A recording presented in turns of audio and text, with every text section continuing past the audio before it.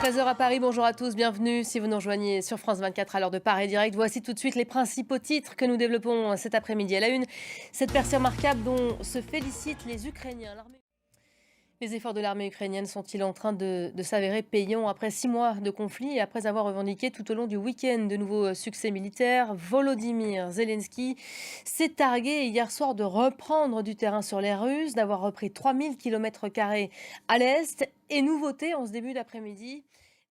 Merci beaucoup Gulliver en direct de Kiev et en réaction donc à chaud à ces annonces, hein, le porte-parole de l'armée ukrainienne qui annonce des avancées également sur le front sud. On aura l'occasion d'y revenir dans quelques instants avec notre invitée du jour, Irina Dmitrichine, historienne maîtresse de conférence à l'INALCO. Restez avec nous.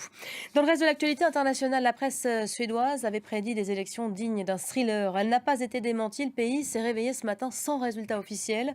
Il faudra attendre 3 jours, mercredi, tant le résultat est serré. Personne donc n'ose aujourd'hui vraiment crier victoire, même si la droite semble sur le point de l'emporter. Le bloc décrocherait 175 sièges contre 174 pour celui de gauche emmené par la première ministre, Khalid. Direction Londres pour continuer Westminster Hall où les parlementaires ont donc quitté les lieux. Les présidents des deux chambres ont prononcé un vibrant hommage à la reine, défunte reine Elisabeth II tout à l'heure devant Charles III. Voilà, Charles III qui va être accompagné toute la semaine dans ses premiers déplacements de roi par Liz Truss, toute nouvelle première ministre britannique. Notez, son porte-parole indique à l'instant qu'une minute de silence sera observée ce dimanche en hommage à la reine Elisabeth II. 2 minutes de silence à 20 h, heure de Londres, juste à la veille des obsèques nationales.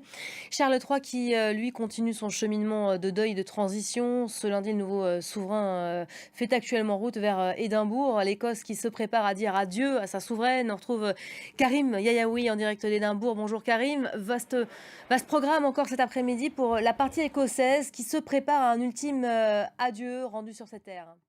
Merci beaucoup Karim, qu'on retrouvera donc dans l'après-midi. Charles III attendu sur place en Écosse. L'Écosse qui tient une place à part pour la famille royale britannique. La reine Elisabeth s'y était installée, il y était particulièrement attaché.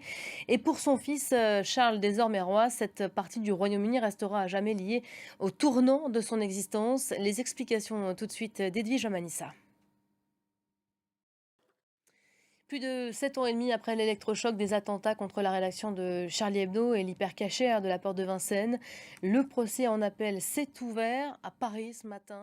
Et puis sachez qu'un autre procès se tient également aujourd'hui à Bruxelles. Cette fois, le procès des attentats de 2016. Salah Abdeslam, condamné déjà à la perpétuité incompressible en France pour les attentats du 13 novembre 2015, a refusé ce matin d'y comparaître. Le djihadiste français dénonce un procès inéquitable. Il a été extrait de sa cellule selon son avocat alors qu'il ne prévoyait pas de comparaître à cette audience procédurale.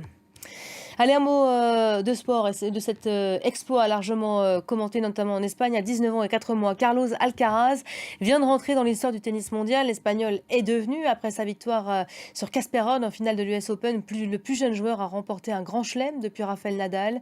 Par la même occasion, il accède à la place de numéro 1 mondial. Florent Arnaud. 13h16 à Paris. Voici tout de suite le rappel des principaux titres du jour. Charles III est actuellement en route pour l'Écosse.